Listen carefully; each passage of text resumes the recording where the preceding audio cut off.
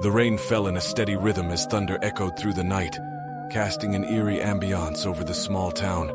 Thomas, an avid collector of vintage toys, had recently stumbled upon a peculiar doll in an old toy store that seemed frozen in time. Its glassy eyes stared into the distance, and a chilling smile seemed eternally etched on its porcelain face. Thomas couldn't resist the allure of the mysterious doll, purchasing it without a second thought.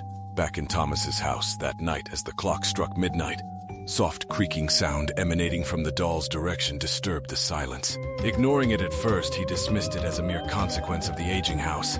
However, as he inspected his collection the next morning, he couldn't shake the feeling that something was off. The vintage doll seemed to have shifted its position overnight. Its once demure gaze now bore into Thomas's soul.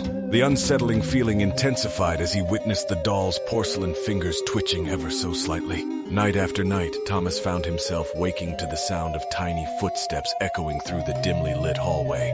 The doll, now perched on a rocking chair, stared at him with an intensity that sent shivers down his spine.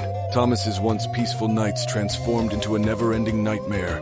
Determined to uncover the mystery behind the doll, Thomas delved into the history of the toy store. He discovered that the doll was crafted decades ago by a tormented artist who sought revenge for a grave injustice committed against them. It was said that the doll served as a vessel for vengeful spirits seeking justice from beyond the grave. Fueled by an insatiable curiosity mixed with a hint of dread, Thomas sought the help of a paranormal investigator. Together they performed a seance to communicate with the spirits trapped within the doll. The room filled with an otherworldly energy as the investigator asked, "Who are you and what do you seek?" A chilling voice echoed through the room. "We seek justice for the wrongs committed against us. Release us and the torment shall cease." Just as hope flickered in Thomas's heart, the room plunged into darkness. The investigator's flashlight flickered, revealing the doll now standing on the table. Its once static smile twisted into a malevolent grin. The temperature dropped and the air became thick with an oppressive presence. In a sudden burst of terror, Thomas stumbled backward, knocking over the investigator. The doll, now surrounded by an ethereal glow, began to levitate. A series of haunting images flashed before Thomas's eyes. Scenes of betrayal, greed, and unspeakable horrors. As the investigator regained composure, they uttered an incantation to bind the vengeful spirits to the doll once more. The room trembled as the spirits resisted, but with a blinding flash of light, the doll returned to its lifeless state.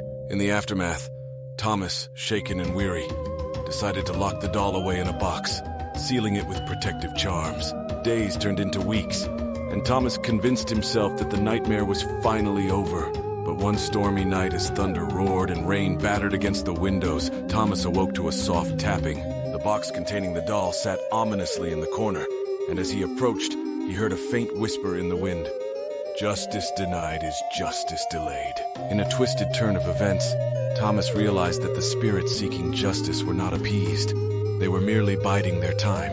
The once forgotten doll now held a promise of retribution, and the line between justice and vengeance blurred into an eternal nightmare for its unsuspecting collector.